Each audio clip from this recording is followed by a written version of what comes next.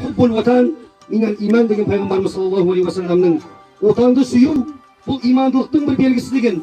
Разы болсын осындай құрметті бауырларымыздың осы жерге келіп нәсіп болып тұр екен.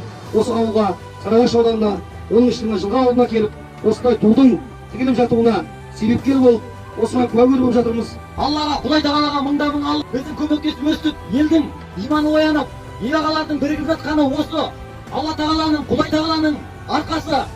Жалғыз ғана алаштың баласы бүткіл алты алаштың жүрегін оятып, рухын көтеріп, еліміздің, жеріміздің түкпір-түкпіріндегі қазақ бауырларымыздың басын қостырып, жүректерін аштырып, осындай бауырмашылыққа тартып, елімізге, жерімізге қызмет етуге дайын көп жігіттердің бар екенін көрсетіп, көптеген үлгістер осы Киелі Түркістан жерінен шығып, шынымен де Киелі Түркістанның жігіттері ер екен, нағыз ер жігіттердің ер екеніне өзім көзім жетті.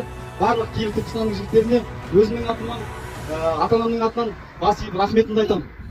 Қиын қыстау қилы заманда не болмаған байтақ даламда, тарихтағы талай боранда мың жанып мың өшкенбіз. Қашан от пен суға түспедік, бақыт үшін бәрін істедік. Бірлігіміз бойға күш беріп, сан сынақты кешкенбіз. Күлтегіміз қаған білгенбіз, құламаған елміз мүлде біз. Көк аспан мен көк ту астында күн сөнгенше біргеміз.